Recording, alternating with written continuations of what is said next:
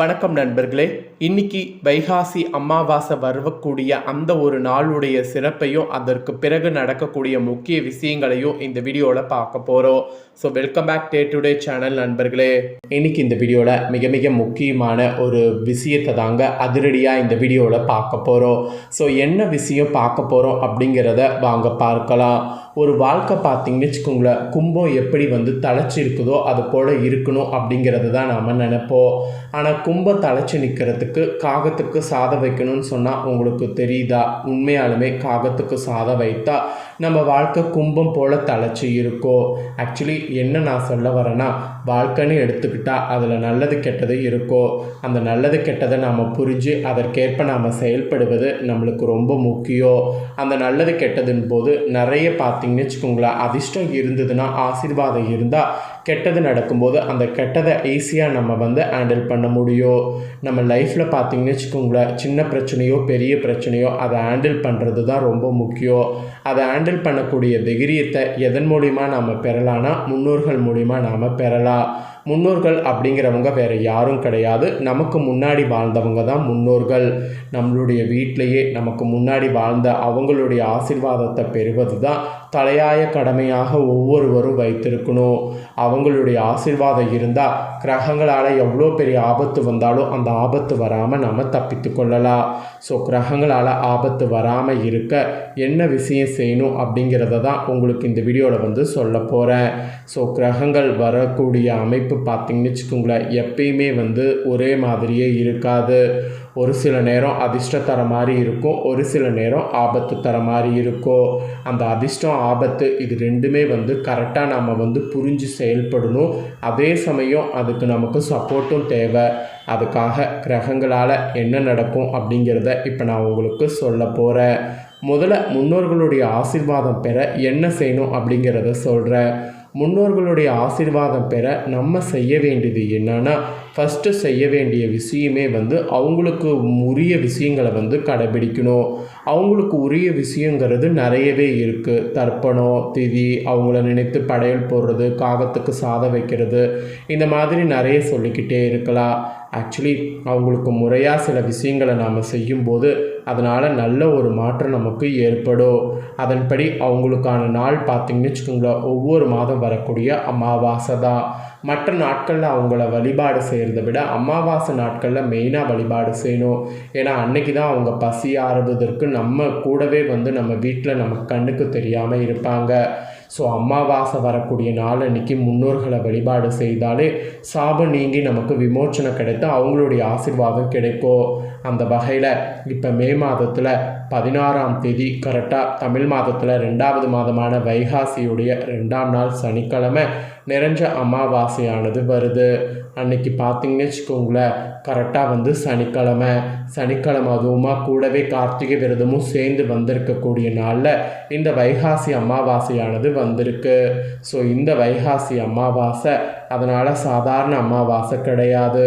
முன்னோர்களுடைய சாந்தி அடைந்து அவங்களுடைய ஆசீர்வாதம் பெற குறிப்பிட்ட சில விஷயங்களை செய்ய வேண்டும். அந்த விஷயம் என்ன, அதை எப்படி செய்யணும் அப்படிங்கிறத தான் இந்த வீடியோவில் சொல்ல போகிறேன். அதை தெளிவாக இந்த வீடியோவில் தெரிஞ்சுக்குங்க. அதற்கேற்ப நான் சொன்னதுக்கேற்ப பரிகாரமும் செய்து பயன்பெறுங்க. அதோடு கூடவே உங்களுக்கு கிரகங்களுடைய சிறப்பு அமைப்புகளால் இந்த அமாவாசையிலேருந்து என்ன பலன் கிடைக்கும் அப்படிங்கிறதையும் சொல்ல போகிறேன். ஸோ அமாவாசையிலேருந்து என்ன பலன் கிடைக்கும் அப்படிங்கிறதையும் தெரிஞ்சுக்குங்க. தெரிஞ்சு அதற்கேற்ப நடந்து பயனும் பெறுங்க. அதாவது இந்த வைகாசி சனி அமாவாசையில் ராசிப்படி செய்ய வேண்டிய பரிகாரங்கள்னு இதுதான் உங்களுக்கு குறிப்பிடப்பட்டிருக்கு. முன்னோர்களுடைய ஆத்மா சாந்தி அடையவும் சாந்தி அடைந்த ஆன்மாவிடமிருந்து ஆசி பெறுவதற்கும் ஒவ்வொருவரும் உங்கள் ராசிக்கு பரிந்துரைக்கப்பட்ட இந்த எளிய தான தர்மங்களை செய்தீங்கன்னா பித்திருக்களுடைய நல்லாசை பெறுவது ஈஸியாக இருக்கும். இது முக்கிய கடமையாக நினைத்து இந்த கடமையை முதல்ல செய்திடுங்க. மகர ராசிக்காரங்க, நீங்கள் பண்ண வேண்டியது என்னன்னா, இந்த நாளில் சிவன் கோவிலுக்கு போய் தீபம் ஏற்ற வேண்டும். சிவம் கோவிலில் போய் தீபம் ஏற்றுவதற்கு தேவையான எண்ணெயும் வாங்கி தந்து இந்த நாளில் கோவில் பராமரிப்பு இல்லாத கோவில்களை கண்டு பராமரிப்பு பணிக்கு உதவணும். இந்த மாதிரி பெரிய பெரிய விஷயங்கள் செய்தீங்கன்னா கர்ம வினை நீங்கும். அதாவது சிவன் கோவிலுக்கு போய் தீபம் ஏற்றணும், தீபம் ஏற்றுக்குவதற்கு தேவையான எண்ணெய் வாங்கி கொடுக்கணும், பராமரிப்பு இல்லாத கோவிலாக பார்த்து பராமரிக்க தேவையான வேலைகளை செய்து கொடுக்கணும். இந்த விஷயங்களெல்லாம் செய்து வந்தீங்கன்னா கர்மவினை நீங்கி முன்னோர்களுடைய ஆசி உங்களுக்கு கிடைக்கும். ஸோ நீங்கள் பண்ண வேண்டியது இதுதான். இதோடு உங்கள் ராசிக்கு இந்த அமாவாசை எப்படி இருக்கும் அப்படிங்கிற முழு பலனை இப்போ நான் சொல்ல போகிறேன். ஸோ முழு பலன் என்னங்கிறத தெளிவாக இந்த வீடியோவில் தெரிஞ்சுக்குங்க. தெரிஞ்சு அதற்கேற்ப நடந்து பயன்பெறுங்க. மகர ராசினருக்கு இந்த வைகாசி அமாவாசையில் என்ன விதமான நல்ல பலன்கள் கிடைக்கோ, கவனமாக இருக்க வேண்டிய விஷயங்கள், வழிபட வேண்டிய தெய்வங்கள், பலன்கள், பரிகாரங்கள் குறித்து இந்த வீடியோவில் சொல்ல போகிறேன். ஸோ எல்லாத்தையுமே இந்த வீடியோவில் தெரிஞ்சுக்குங்க. கண்டிப்பாக இந்த வீடியோவை ஃபுல்லாக பாருங்கள். இந்த அமாவாசையில் கரெக்டாக செவ்வாய், சுக்கிரன், புதன், சூரியன் ஆகிய கிரகங்கள் முக்கியமான பயிற்சிகளை சந்திக்குது. அதுவும் இந்த அமாவாசையுடைய ஆரம்பத்தில் ரிஷபராசியில் செவ்வாய், புதன், சூரியன் ஆகியவை ஒன்றாக கூடிய நிலை உருவாகுது. அதனை தொடர்ந்து அமாவாசையுடைய பிற்பகுதியில் ரிஷபத்தில் புதன் மற்றும் சூரியன் இணையக்கூடிய சேர்க்கையும் நடைபெறுது. இதெல்லாம் இந்த கிரக அமைப்புகள் தான் 12 ராசிக்காரங்க வாழ்க்கையில் குறிப்பிடத்தக்க மாற்றங்களை இந்த அமாவாசை ஏற்படுத்துது. அந்த வகையில் மகர ராசினர் தொழில், வருமானம், குடும்பம், ஆரோக்கியம் உள்ளிட்ட பல துறைகளில் தாக்கமானது இருக்கும். ஸோ என்ன தாக்கம் என்பதை தான் விரிவாக இந்த வீடியோவில் சொல்ல போகிறேன்.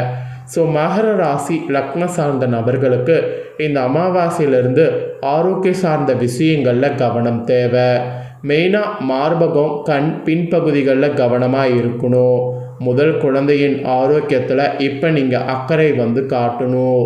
வீடு கட்டக்கூடிய யோகம், நிலம் வாங்கக்கூடிய யோகம் இப்போ உண்டாகும்.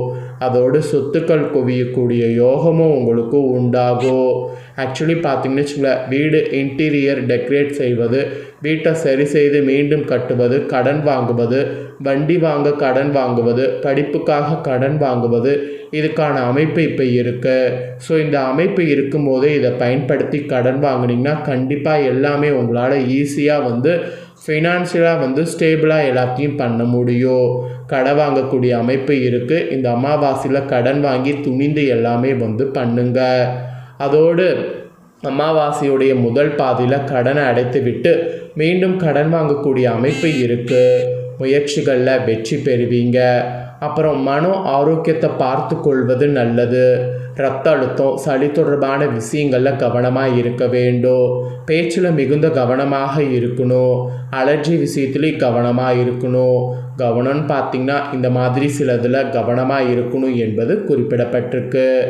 வேலை பார்க்கக்கூடிய மகர ராசிக்காரங்களுக்கு புதிய பொறுப்புகள் கிடைக்கும். அலுவலகத்தில் உங்கள் திறமைகள் பாராட்டப்படும். பதவி உயர்வு அல்லது சம்பள உயர்வு பற்றிய நல்ல தகவல்கள் கிடைக்க வாய்ப்பு இருக்குது. ஆக மொத்தம் உங்களுக்கு நிறைய வாய்ப்புகள் இருக்குது. அதை பயன்படுத்தி முன்னேறணும் என்பது குறிப்பிடப்படுது. அவ்வளோதாங்க. இந்த வீடியோவில் பார்த்த இந்த முக்கியமான விஷயங்கள் உங்களுக்கு ரொம்ப யூஸ்ஃபுல்லாக இருக்கும்னு சொல்லி நான் நம்புகிறேன். இதை உங்கள் ஃப்ரெண்ட்ஸ் ஃபேமிலிக்கும் ஷேர் பண்ணுங்கள், அவங்களும் பார்த்து பயன்பெறட்டும். இதே போல் புதிய தகவல்களை தெரிந்து கொள்ள சேனலை சப்ஸ்கிரைப் பண்ணுங்கள், கூட பெல் பண்ண ப்ரெஸ் பண்ணுங்கள். நெக்ஸ்ட்டு இதே போல் சுவாரஸ்யமாக வேறொரு வீடியோவில் உங்களை சந்திக்கிறேன்.